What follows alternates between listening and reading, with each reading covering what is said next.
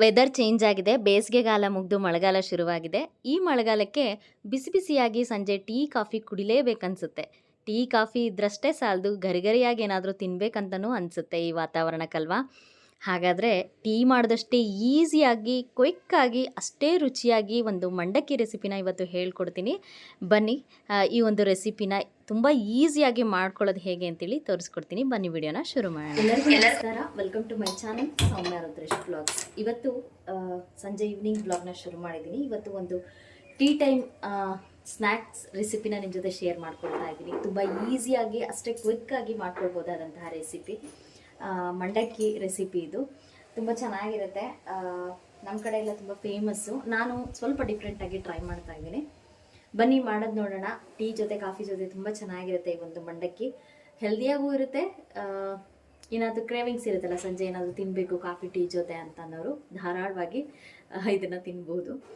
ಬನ್ನಿ ಮಾಡೋದು ನೋಡೋಣ. ಮೊದಲಿಗೆ ಒಂದು ಕಡಾಯಿನ ನಾನು ಬಿಸಿಗೆ ಇಟ್ಕೊಂಡಿದ್ದೀನಿ. ಅದಕ್ಕೆ ಒಂದು 8 ರಿಂದ 10 ಟೇಬಲ್ ಸ್ಪೂನ್ ಆಗೋಷ್ಟು ಎಣ್ಣೆನ ಹಾಕ್ಕೊತಾ ಇದ್ದೀನಿ. ಸೊ ಇಷ್ಟು ಎಣ್ಣೆ ಬೇಕಾಗುತ್ತೆ. ಎಣ್ಣೆಗೆ ಈಗ ಕಾದಿರುವಂತಹ ಎಣ್ಣೆಗೆ ನಾನು ಫಸ್ಟು ಕಡಲೆಬೀಜನ ಹಾಕ್ಕೊಂಡು ಫ್ರೈ ಮಾಡ್ಕೊಳ್ತಾ ಇದ್ದೀನಿ.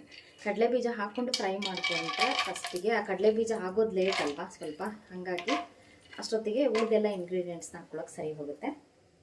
ಸೊ ಸ್ವಲ್ಪ ಎಣ್ಣೆ ಕಾದ ನಂತರ ಕಡಲೆಬೀಜನ ಹಾಕ್ಕೊಳ್ತಾ ಇದ್ದೀನಿ. ಕಡಲೆಬೀಜ ಸ್ವಲ್ಪ ಫ್ರೈ ಆಗ್ತಾ ಇರಲಿ. ಅಷ್ಟೊತ್ತಿಗೆ ನಾವು ಉಳಿದ ಇಂಗ್ರೀಡಿಯೆಂಟ್ಸ್ನ ಹಾಕ್ಕೊಳ್ತಾ ಹೋಗೋಣ. ಸ್ವಲ್ಪ ಜೀರಿಗೆನ ಹಾಕ್ಕೊಳ್ತಾ ಇದ್ದೀನಿ.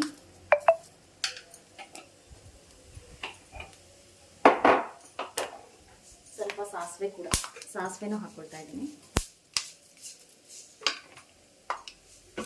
ಹಾಗೆ ಕ್ರಷ್ ಮಾಡಿಟ್ಕೊಂಡಿರುವಂತಹ ಬೆಳ್ಳುಳ್ಳಿನ ಕ್ರಷ್ ಮಾಡಿಟ್ಕೊಂಡಿದ್ದೀನಿ. ಇದನ್ನು ಸ್ವಲ್ಪ ಬಿಟ್ಟು ಹಾಕೋಣಂತೆ. ಈಗ ಸ್ವಲ್ಪ ಕಡಲೆನ ಹಾಕ್ಕೊಳ್ತಾ ಇದ್ದೀನಿ. ಅದಾದಮೇಲೆ ಒಣ ಮೆಣಸಿನ್ಕಾಯಿ ಮತ್ತು ಚಿಕ್ಕದಾಗಿ ಕಟ್ ಮಾಡಿರೋ ಕೊಬ್ಬರಿನೂ ಕೂಡ ಹಾಕ್ಕೊಂಡು ಫ್ರೈ ಮಾಡ್ಕೊತಾ ಇದ್ದೀನಿ. ಫ್ರೈ ಆಗಿ ಆ ಕೊಬ್ಬರಿದು ಹಾಗೆ ಸ್ಮೆಲ್ ಬರ್ತಾ ಇದೆ. ಈ ಟೈಮಲ್ಲಿ ಕ್ರಷ್ ಮಾಡಿ ಇಟ್ಕೊಂಡಿರೋ ಬೆಳ್ಳುಳ್ಳಿನ ಹಾಕ್ಕೊಳ್ತಾ ಇದ್ದೀನಿ. ಈ ಕಡೆ ಟೀ ಮಾಡೋಕ್ಕೆ ಹಾಲು ಕೂಡ ಕಾಯಿಸಿಟ್ಟಿದ್ದೀನಿ. ಹಾಲು ಕಾಯಿಗೆ ಸ್ವಲ್ಪ ಫ್ರೈ ಮಾಡ್ಕೊಳ್ಳೋಣ. ಸ್ವಲ್ಪ ಫ್ರೈ ಮಾಡಿಕೊಂಡು ಸ್ವಲ್ಪ ಫ್ರೈ ಆದ ನಂತರ ಇದಕ್ಕೆ ಕರಿಬೇವು ಹಾಕ್ಕೊಳ್ತಾ ಇದ್ದೀನಿ.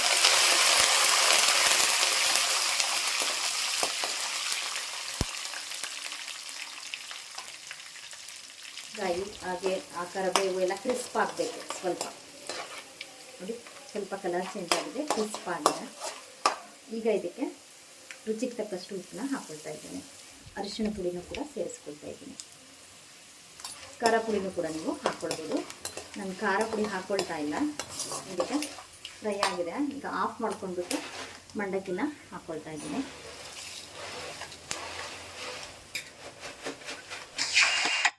ಒಗ್ಗರಣೆ ಎಷ್ಟು ಹಿಡಿಯುತ್ತೋ ನೋಡಿಕೊಂಡು ಅಷ್ಟು ಮಂಡಕ್ಕಿನ ಹಾಕ್ಕೊಂಡು ಚೆನ್ನಾಗಿ ಮಿಕ್ಸ್ ಮಾಡ್ಕೊಳ್ಳಿ. ಇನ್ನೊಂದು ಟಿಪ್ ಏನಪ್ಪ ಅಂತ ಹೇಳಿದ್ರೆ, ನೀವು ಭಾಳ ದಿನಗಳ ಕಾಲ ಈ ಮಂಡಕ್ಕಿ ಗರಿಗರಿಯಾಗೇ ಇರಬೇಕು ಅಂತ ಹೇಳಿದ್ರೆ ಒಂದು ಅರ್ಧ ನಿಮಿಷಗಳ ಕಾಲ ನೀವು ಲೋ ಫ್ಲೇಮ್ ಮಾಡಿಕೊಂಡು ಒಂದು ಅರ್ಧ ನಿಮಿಷಗಳ ಕಾಲ ಅದನ್ನು ಚೆನ್ನಾಗಿ ಮಿಕ್ಸ್ ಮಾಡ್ತಾಯಿರಿ. ಆ ಮೆತ್ತಗಾಗಿರೋ ಮಂಡಕ್ಕಿ ಏನಾಗುತ್ತಪ್ಪ ಅಂದರೆ ಸ್ವಲ್ಪ ಗರಿಗರಿಯಾಗಿ ಕ್ರಿಸ್ಪಾಗುತ್ತೆ. ಬಹಳ ದಿನ ಕೂಡ ನೀವು ಅದೇ ಕ್ರಿಸ್ಪಿಯಾಗಿ ಇರುತ್ತೆ.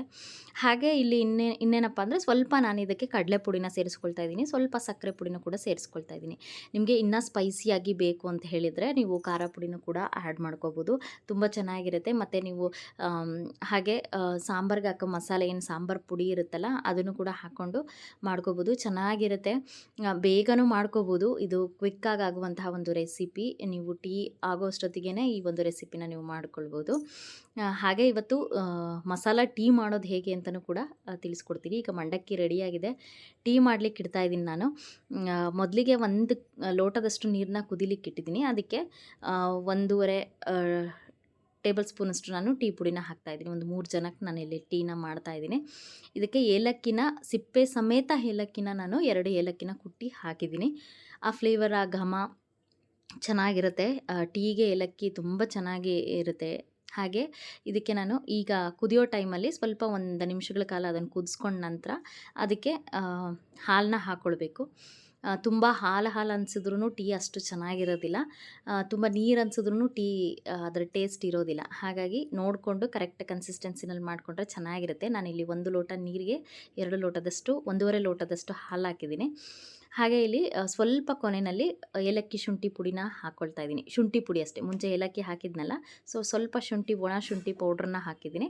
ಹಾಗೆ ನಾನಿಲ್ಲಿ ಸಕ್ಕರೆ ಯೂಸ್ ಮಾಡ್ತಿಲ್ಲ, ಬೆಲ್ಲನ ಯೂಸ್ ಮಾಡ್ತಾ ಇದ್ದೀನಿ. 1 ಟೇಬಲ್ ಸ್ಪೂನ್ ಆಗೋಷ್ಟು ಬೆಲ್ಲನ ಹಾಕಿ ಚೆನ್ನಾಗಿ ಕುದ್ದಾದ ನಂತರ ಬೆಲ್ಲ ಹಾಕಿ, ಇನ್ನೇನು ಟೀ ರೆಡಿ ಆಯಿತು ಇಳಿಸ್ತೀವಿ ಅನ್ನೋ ಟೈಮಲ್ಲಿ ಬೆಲ್ಲ ಹಾಕಿ ಸ್ವಲ್ಪ ಮಿಕ್ಸ್ ಮಾಡ್ಕೊಂಡು ಅದನ್ನು ಆಫ್ ಮಾಡ್ಕೊಂಬಿಡಿ ಅಷ್ಟೇ. ಈಗ ಟೀ ರೆಡಿಯಾಗಿದೆ. ಇಲ್ಲಿ ಮಂಡಕ್ಕಿ ಕೂಡ ರೆಡಿಯಾಗಿದೆ. ಮಂಡಕ್ಕಿನ ಕೂಡ ಸರ್ವ್ ಮಾಡ್ಕೊಳ್ತಾ ಇದ್ದೀನಿ.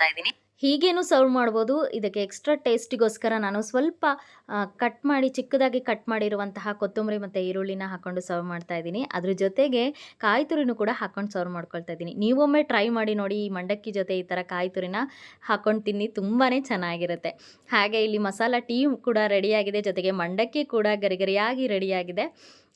ಈ ಎರಡು ರೆಸಿಪಿನೂ ನಿಮ್ಮ ಜೊತೆ ಇವತ್ತು ಶೇರ್ ಮಾಡ್ಕೊಂಡಿದ್ದೀನಿ. ತುಂಬ ಈಸಿಯಾಗಿ ಒಂದು 10 ನಿಮಿಷಗಳಲ್ಲೆಲ್ಲ ಈ ಒಂದು ರೆಸಿಪಿನ ಮಾಡ್ಕೊಳ್ಬೋದು ಸಂಜೆ ಸ್ನ್ಯಾಕ್ಸ್ಗೆ. ಹಾಗೆ ಮಳೆಗಾಲಕ್ಕಂತೂ ತುಂಬಾ ಚೆನ್ನಾಗಿರುತ್ತೆ. ಮತ್ತಷ್ಟು ಇದೇ ರೀತಿಯ ಈಸಿ ರೆಸಿಪೀಸ್ಗೆ ನನ್ನ ಚಾನಲ್ನ ಸಬ್ಸ್ಕ್ರೈಬ್ ಆಗೋದು ಮರಿಬೇಡಿ. ಈ ವಿಡಿಯೋ ಇಷ್ಟ ಆಗಿದ್ದರೆ ಲೈಕ್ ಮಾಡಿ, ಶೇರ್ ಮಾಡಿ, ಕಮೆಂಟ್ ಮಾಡಿ. ನೆಕ್ಸ್ಟ್ ವಿಡಿಯೋದಲ್ಲಿ ಸಿಗ್ತೀನಿ. Thank you for watching my channel. Thank you.